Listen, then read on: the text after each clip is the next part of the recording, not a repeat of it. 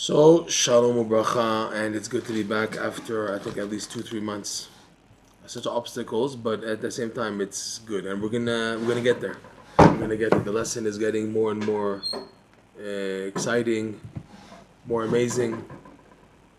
Bezrat Hashem.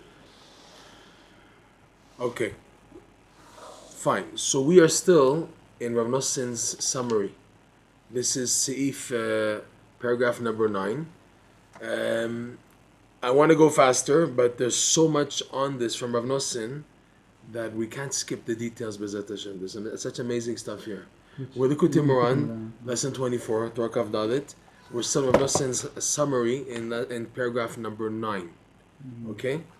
So every time there's like another point to add, Bezrat Hashem, that comes up that's hinted to in what Rav Noson is saying here. I see something's wrong with the recording here. Just 1 second, I don't know why. Testing 1, 2. Yeah, the Zoom is doing a problem. I have to see why. Okay. So here we are. We're in this second paragraph. I'll go over a little Chazara, but there's going to be some new points that are going to come out of this, okay? We're doing our best to dissect as much as possible. That way we can understand. That way we can connect more emunah, more davening, and get things moving, B'ezrat Hashem, okay? So he says like this.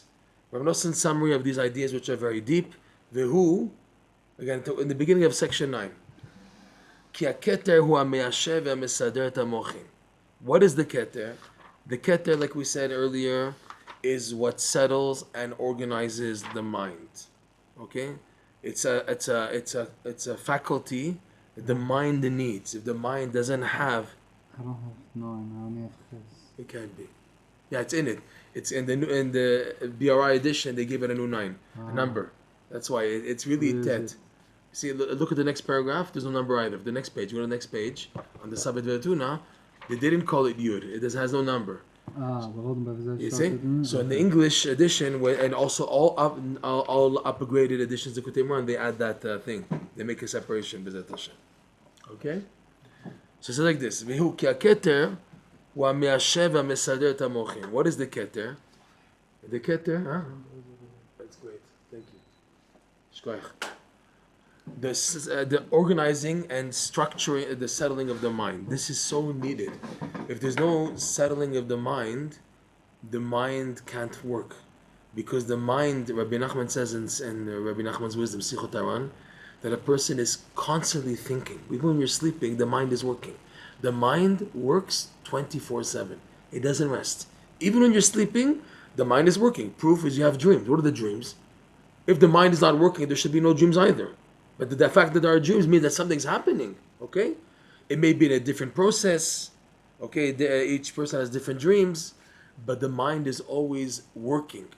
So because of that, in order for the mind to be healthy, you need that opportunity and that functioning of the mind to be settled. Because the mind is not settled, you're thinking always, that's great, but you can't concentrate. It's like Rabbeinu said in Simchat Olam, he knew of a big Talmid Chacham that because in his time, because he was such a lamdan, he couldn't give over drashot, he couldn't talk, he couldn't write chidushim. Why? Because as soon as he started just to think, all of these Gemaras popped up in his head, all of these Zohars and Midrashim, everything popped up in his head, and he can't think thoroughly and clearly of what to present. He can't be mechadesh because his mind is too running from place to place. So he said, it's a known thing in his time that there was a Baal Darshan that he couldn't doresh, he couldn't give over Torah because he was overthinking things. He was so sharp and so knowledgeable that everything just started to jump. You can't do things like that. In order to do things, you have to have the ability to be calm, to have a calm mind. That's so necessary. So Rabbeinu is saying here, the force that does that is called the Keter. You don't have that, you have a mind full of ideas, beautiful, bravo. But what can you do with them? If the pieces of the puzzle are not in the right place, what can you do with it? The puzzles have to be in the right place, right? So that's what he's saying. You need me'ashev mesader. You need that time, that opportunity to have the mind settled. That's what the Keter does. He says, "Dahainu hakoach." He adds this word koach. In other words, the power There's a power sheyesh basechel of the intellect of man, shel adam, liashev ulesader et hamoach v'hada'at. There's this power in the intellect of man. It says it's in the sechel. Sechel includes the keter. Yeah, that is chokhmah bin adat. Okay. Above that is keter. Altogether, that's sechel. He's telling us now. So intellect includes the keter part of it, which is the mind's controlling. It comes from the mind also. It comes from the intellect, the sechel. Which part? The part that's called the keter. Because keter technically is involved with the intellect, even though it's above, but because it's involved in intellect, it's considered part of the intellect. Okay? It's a power in the intellect of man called the keter, which settles and organizes the mind and the dat. Okay? Leval yaharos latzet chutz min hagvul. That a person should not break the barrier.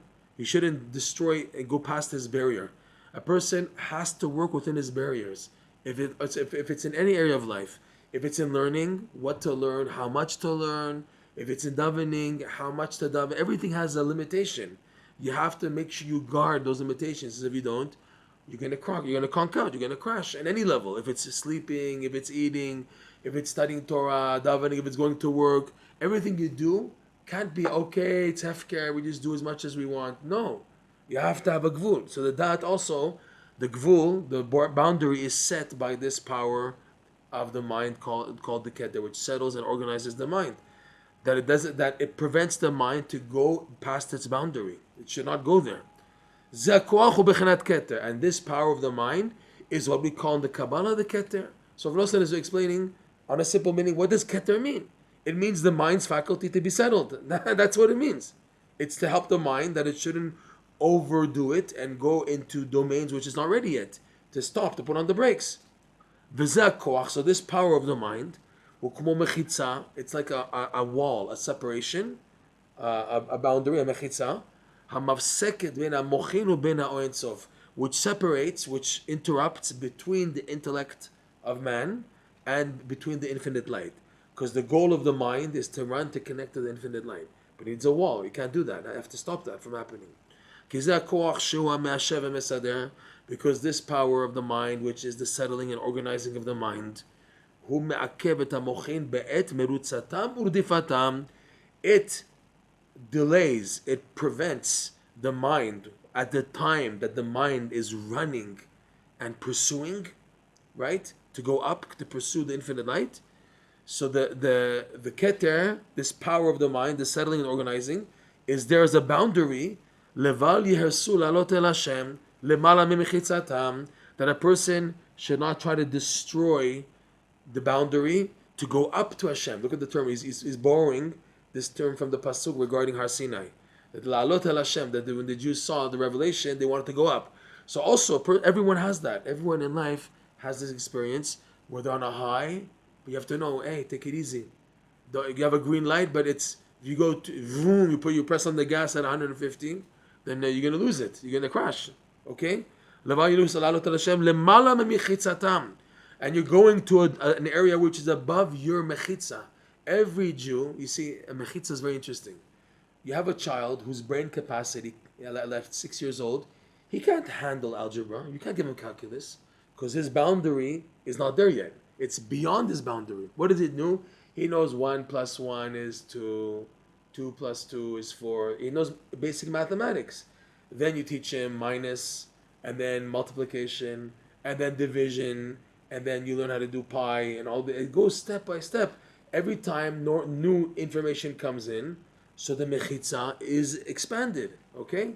But as a reminder, the true boundary of mind is not built on intellect alone. It's built especially on emunah. It's the combination of dat and emunah that makes an actual wall. A strong wall, a good wall, that will be there to protect you. Because if a person has dat and no emunah, so the wall will be so like with holes and pokey that he'll just pass through it and he'll burn out. That explains why so many people, they fall off. Because there are too much da'at and no emunah, so they crashed. Because there was no mechitzah strong enough to help them. They didn't build a strong mechitzah because there was no combination of emunah and da'at. He said earlier in the lesson, if you remember, that the keter is created from the malchut of the upper world, of the world Yetzirah, and from the chokhmah bin da'at of the Asiyah. Chokhmah bin Adat is always underneath, and the Malchut, which is emunah, is always above. That together, he said, makes the Keter. What's the Keter? The wall. Why do I need a wall? You're gonna need a wall. You need a wall to give you a reminder, give you like what's the term in English? You know when you yeah, but they have a nice expression in English, like blinkers or something like that. There's an expression, heads up. There's I have to remember the good expression in English that you're hitting the wall. You're careful. You're hitting the wall now, and you're set reminders because you built a strong mechitzah. If you have a strong mechitzah, you can handle it. But if there's no mechitzah, because there wasn't emunah, it was only da'at, just to learn, just yediyas, and knowledge, then you crash. It has to be coupled with emunah. Why? So you have a mechitzah. Why mechitzah? That I don't overdo it. That I get the warning and I heed the warning. I take the warning. Not, it's okay. Let me just go. I want the high. I want the spirituality. I want the feeling and everything. No. You have to know when to put a break. You have to know when to put the brake on. Right? It's very important. I had this week a guy called me from LA, and he has this situation that he can't leave his wife home along with the kids and then go just out to shul to daven mincha, because he comes back, she's totally exhausted, and like the whole night afterwards is lost, and she throws everything on him. So he's asking what to do. Like, should I daven mincha at home? It's a really tough question, or find an earlier minyan, or but you have to know when to sacrifice. I know another guy who didn't listen to his wife. She said, stay home. I need you at home. And again, there's no rules in this, but this guy ended up divorcing again because he said, no, my davening is a priority. It's true, davening is priority, but halacha is flexible. Halacha says you can't daven at that time because you're needed. So daven earlier, daven this. There's all types of halachot. And when you're totally anus, you can daven alone. Halacha is not like black and white. Oh, boom, boom, like tough luck and good. You have to suffer. Halacha is beautiful. Halacha says, there's lechatchila, there's b'diava, there's sha'adachak, there's honest. Halacha is pleasant. Hashem is not like, okay, it's like all or nothing and you're going to die and burn and everything. It's not like that. Okay, it's beautiful Torah. The chachamim who know how to execute halacha, psak halacha, they ask all the questions around because they want to know where the person's coming from. And then we can give a clear answer. But it's not like black and white. No, you have to do this. Boom, boom. Like these Baal Teshuvos in the beginning, they're like very severe on themselves. It's very extreme. And they end up crashing altogether, chas shalom, because they went extreme. Okay? So, just the point is that the person needs a mechitzah.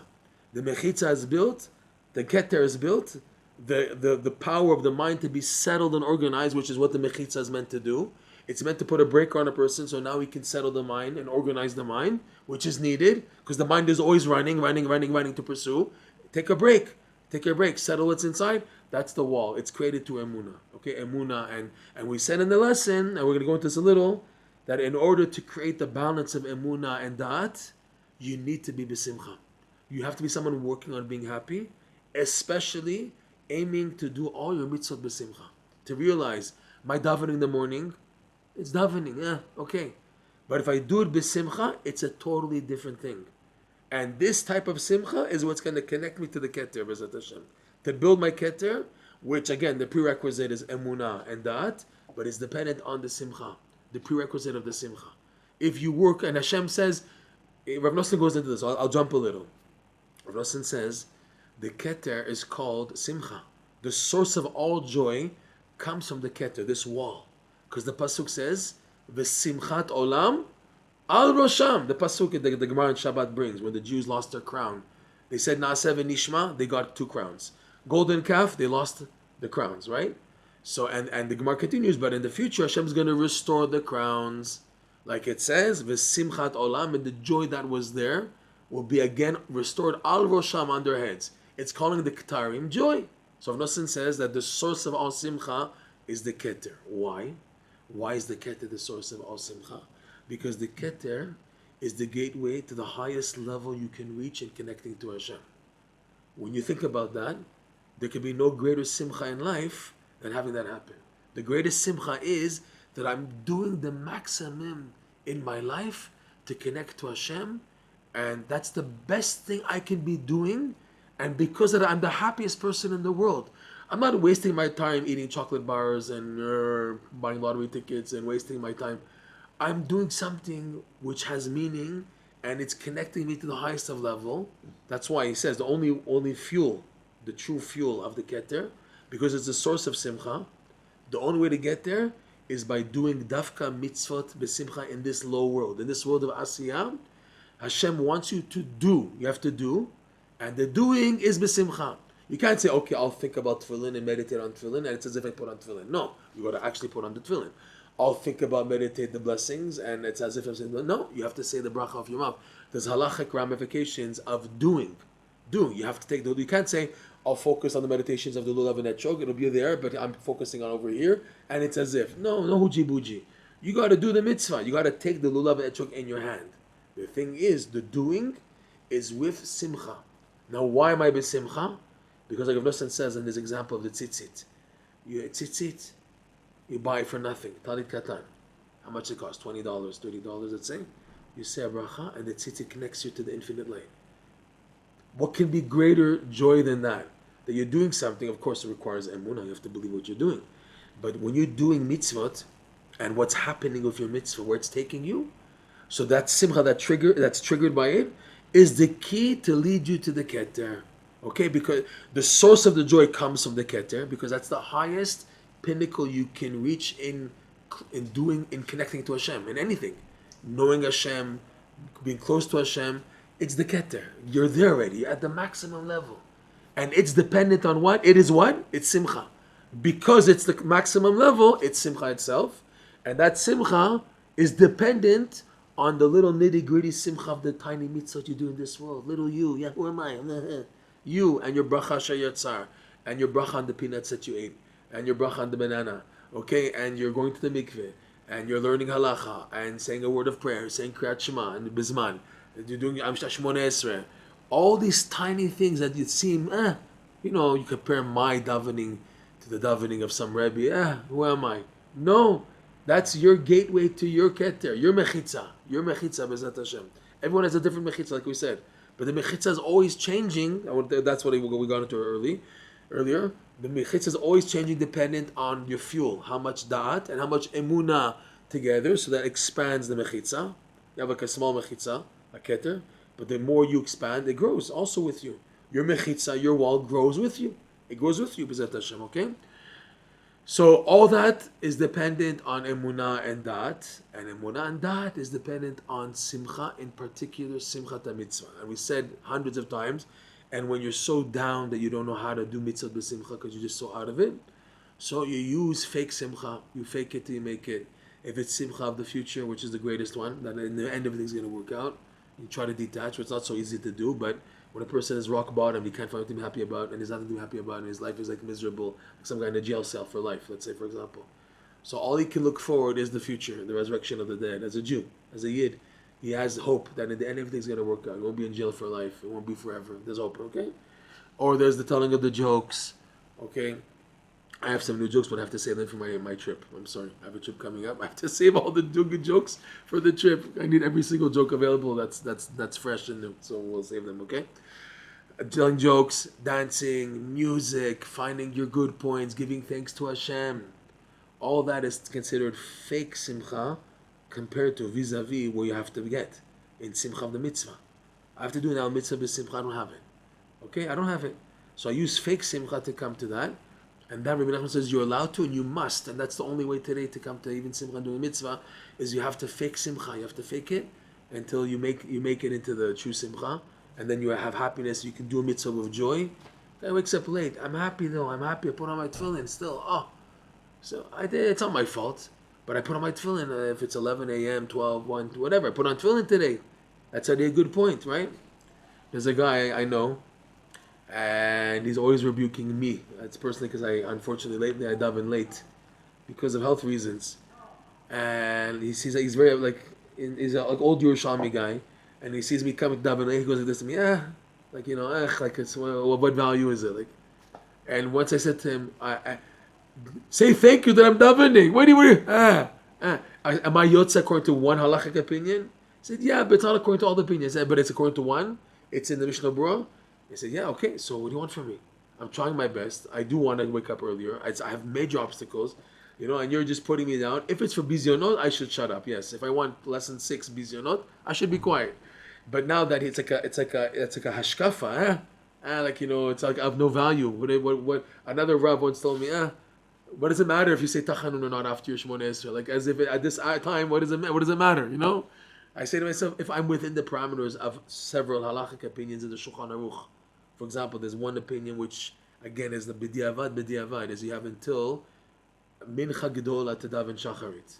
That's really bad. It hurts to say that, but that's like the limitation. A maximum they say until noon, halachic noon, and some will say until, and it's even in the Mishnah. It's a whole machlokes in the Mishnah, and it's in halacha, but it's not according to everybody. We know there's sof zman tefillah, sof zman kriyat shema, but does that mean that you have to do it sad? So just because you didn't do it right, and people are looking at you, well, look at this guy, he's davening so late. So is that a justification to do the mitzvah not happy? No, it's not easy. For sure, it's not easy. All this pressure, you yourself feel bad about yourself that you're davening so late. Fine, but it's still something. There's a good point. That's what Rabbeinu says. And even if the good point has many flaws, but there's something good in it, okay, so grab it. Okay, if it doesn't work, try something else. Try singing nigunim. Try to get your mind off and be happy about something else. But the happy attitude is needed, and that's what leads you to the Keter. Simchat. Rav Nosson also says the Keter sits on top of the head. We explained once how the Keter has a rim, a king's crown separates him from his servants, like it's like a wall. Rav Nosson also says that the wall of the Keter is that it's on top of the Gulgolit, on top of the skull. You have the skull, the head, and you have on top of it the Keter. So the Keter is like on top, and what's above the Keter? Hashem's infinite light, let's say. Right? Hashem, blessed be, is everywhere. So the Keter being on top means the mind is trying to race upwards. La'alot, he says here, La'alot el Hashem. Trying to go upwards, the Keter is on top of the head. Stop. It's like there, it's a wall. And it's on top of the head. Why on top? Why not like on the earrings or something? Why not have a crown on the earrings? No, the crown is on top of the head because the mind is racing to go upwards. So you need the wall there, upwards. That's why the crown's on top of the head. Rav Nosson emphasized that it's on top because it serves like a mechitzah. It's a mafsik. It's interrupting. Okay. So these points, Rav Nosson, he makes an emphasis on them, and why a Jew has to remember his main thing in life is to work on being b'simcha. That's the main thing. That's what's going to get you to the Keter. Simchat Olam al Rosham, right? It's two interpretations. The Keter itself is the Simchat Olam, is the true complete Simcha, but also my gateway to get to that Simcha is Simchat Olam, to get to al Rosham, to get to what's on the head, which is the Keter. It's a few interpretations Rav Nosson gives on this pasuk. Simchat Rosham is going entirely on the Keter. Simchat Olam al Rosham, the Simcha which is always there is on the head. That's the Keter. Another interpretation Rav Nosson says Simchat Olam, by being b'simcha, you get to al Rosham. You get to what's on the head. He gives both interpretations. They both match. Okay. כי זה הכוח שהוא המעשב מסדר, הוא מעכב את המוחין בעת מרוצתם ורדיפתם. The mind is like two terms. Is running, ruts, and pursuing. It's two things. You're running, you're not just running. You're running, you have a goal. It's like you tell someone, okay, you start running. Like running in one place. The exercise machine, you're running in one space. That's running. But I'm trying to reach something. Rodef, I'm trying to pursue something. I'm trying to get somewhere. So there's a redifa, there's a rats, and then there's the rodef. Okay? By the way, rats, running, has the same root as ratzon, a yearning. Right? You only run when you're happy, when you have a desire. When you're yearning for something, you get things moving. You start running, you go forward. You get things moving, okay? That's the idea of rats. Person runs, person who's depressed, Rabbeinu says depression and laziness, lethargy are interconnected. Person out of it, that's a sign that he's depressed. That's a sign of atzvut. Atzvut and atzvut work together. Right, when a person does things, I'm not going to sit down and become a couch potato, and I'm going to do something with my life. So that's a time that he has a ratzon, and that's pushing him to do things. So the merutzatam leads to the redifa, right? That you're running rodef, you're trying to pursue something. Okay, so it's two terms. The mind is doing both. It's merutza, it's running, and it's rodef, it's trying to pursue. Okay, the mind is trying to do that. The Keter stops the mind from going past the border. Leval yehersu lalot el Hashem lemala memechitzatam. That the mind shouldn't harass, destroy, to go up to Hashem above the mechitzah, the wall, because the wall is a boundary. It's not just a wall. No, you can't come in. I'm sorry. It's not that. It's that you can't pass the level. You go beyond this wall. You're gonna burn. You want to burn? You want to burn? Okay, so don't create this mechitzah. You created this mechitzah by the proper attitude of being besimcha. So you have a good mechitzah. We're out here like it's as if Shemayim is telling a person, we're out here to help you. We're just trying to help you. Yeah, but you're pushing me back. But we're pushing you back because you don't have the capacity for what's beyond. You have to accept the pushback. Be there. Be broiled with your yearning and everything. That's what's going to allow you to receive the infinite life. And then when you reach a higher level where you expand your mechitzah, so now what was beyond the mechitzah, it's like now inside. There was what was beyond the mechitzah, and now you moved mechitzah after that. So now what was beyond doesn't burn you anymore, and it can be internalized. That's how life is. That's how it is in the Jew. You're always pushing your mechitzah to higher horizons, higher expansions. Okay. Like we said, because the mind is always running to pursue, to reach, and to lasig, to comprehend the infinite light. Lasig, to be able to grasp. And this power of the mind, of the intellect, which is the power of the settling and organizing of the mind. Keter, which is the idea of the Keter, the crown. So like we said, it's standing before the person's mochin, his intellect, which is going forward, like a mechitzah, and it refrains the mind from their pursuing, as mentioned above. 2 points I just want to mention besides this, that from this here, you see the proper definition of ADHD children and people. What is the problem of ADHD people? What do we say? They're what's the word in English they use? They're non-stop. Like they're not calm. The mind is racing too fast, right? What's the word in English they use for someone who has ADHD? There's another term he's not he's always running to do things. The mind is not settled. Okay, so on one hand the mind is not settled. So where's the koach of the me'akev? By the people of ADHD, they're running forward, and the pursuing and the refrainment happen at the same time. Everyone has this koach of the power of the mind to be settled and organized. You need that, okay? By ADHD, what's happening? It's happening too fast. They're running to pursue, and then as soon as they just run forward, no, like the power of the refrain is spontaneous. It's instant. It's too fast. It's happening at the same time. But it's like someone in the middle of asking a question. Can I eat this ice cream? No. The person didn't even finish the sentence. Can I? No. No. The person's trying to ask the question, and already the response gets back. He's trying to go forward, a presentation. No, like a bounce back. But give time for the run. You need time for the running to take place. Give even a chance for the mind to run. As soon as it just tries to zap out, you bounce it back immediately. Where's the fairness in that? So this is ADHD. It's like the person's mind is too fast. So what's needed? This is happening especially when learning Torah, when they're learning things that require a lot of concentration. So they're stuck because it's happening simultaneously. They can't concentrate. Their lack of concentration. They have to take all these pills, Focalin, Ritalin, to calm their mind, that they can focus better because everything's happening simultaneously. So they're saying you have to learn Gemara, and you have to flip the world to learn Gemara, even if it's taking medications, even private teachers, but you have to learn Gemara. But wait a second, if it's not working out learning the Gemara, because it requires such concentration, and this person's ability to run to pursue, and then have the bounce back is happening too fast, and there's no chance for him to absorb, there's no chance to go forward and then be pushed back from what he went forward, so he can settle and organize what he went forward for. It's not happening because it's happening simultaneously. So, and the Gemara requires very focused understanding with details, and his mind is not going to do that. So therefore, it seems the answer is, for such children, let's say such people, give them another area of the Torah to learn. Let them learn something that gives them automatically a distance. What's that normally? That's Drash. Midrash is like a bird's eye view of the Torah. It's like a hashkafa. In Gemara, you have to go in the details, in the nitty-gritty, and you need a lot of concentration, and the person doesn't have that. For ADHD, let's say, for example. But now with Midrash, because anyways the topics are broad. It's about hashkafa, about the purpose of life. So it's like a person standing on the ground, and he sees an airplane up the sky, and it's going super slow.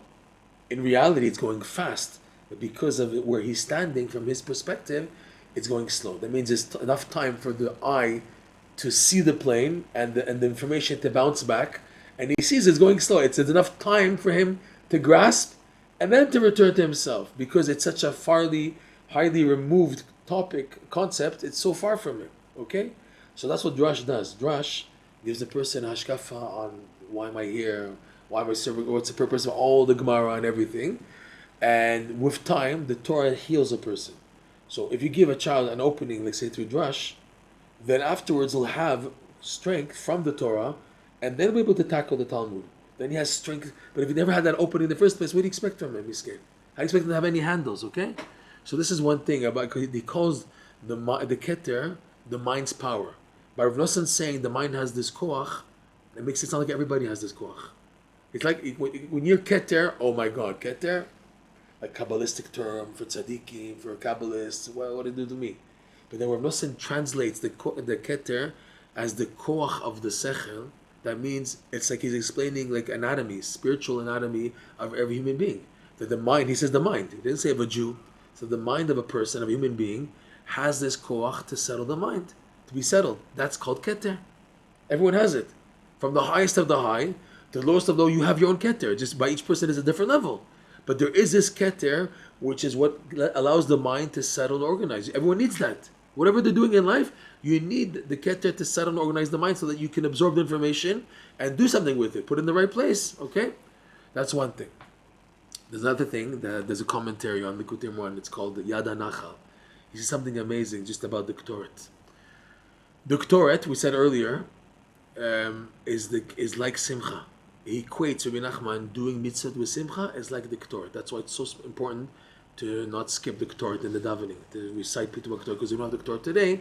So instead of doing the Ktoret, we recite the Ktoret. So it has a power of the Ktoret to extract holiness trapped, like Simcha does. Simcha extracts holiness trapped, elevates it, and then brings it up to its source.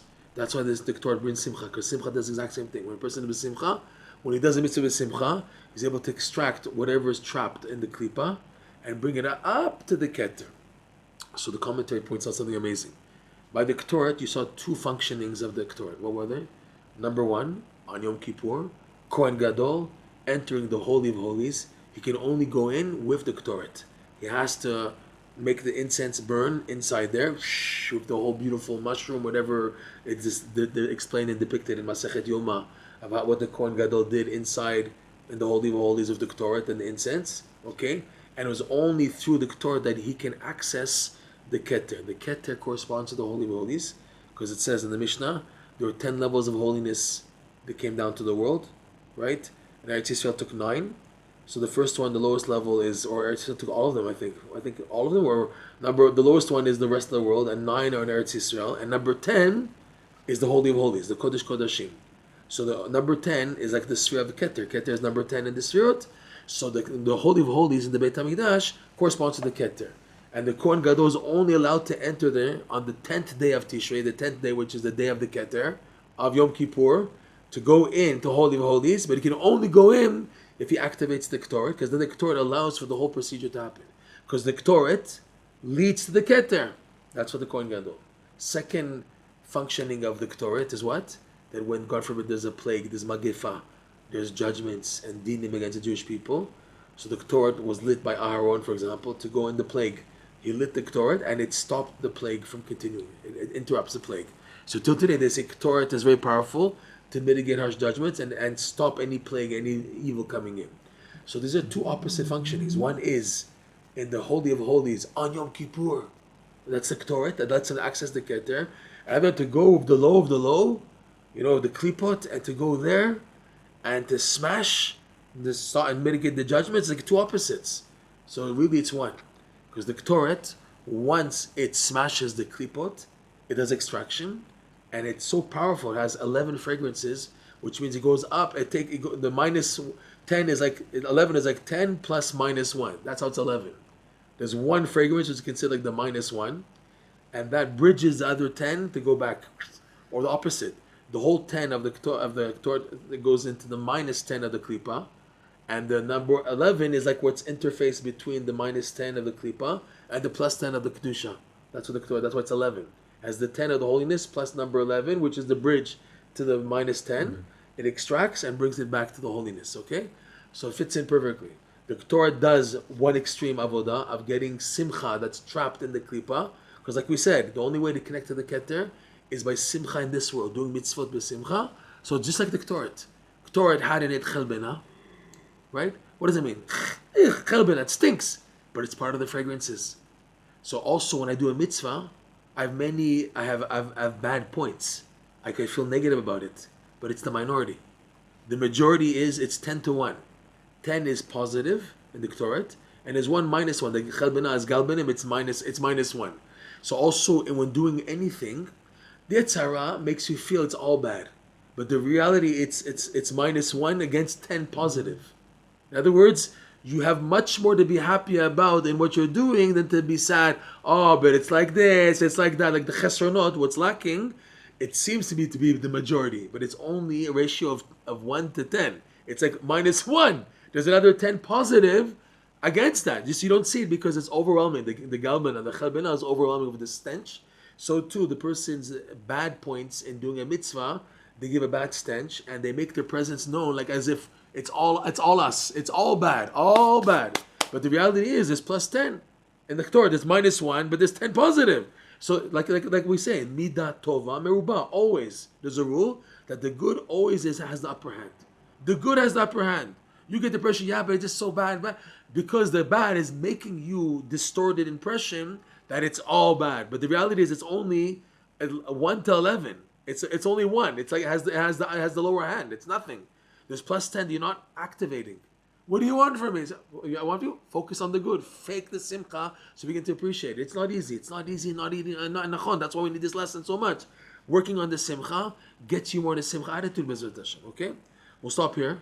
With this amazing stuff. We should be zochit to internalize all these amazing teachings. And Bezrat Hashem, hopefully we'll continue next class from where we left off. Bezrat Hashem. Wow. Fine and nice. Freezing. Oh, I love it. Tell? I love it. So I'll leave it on.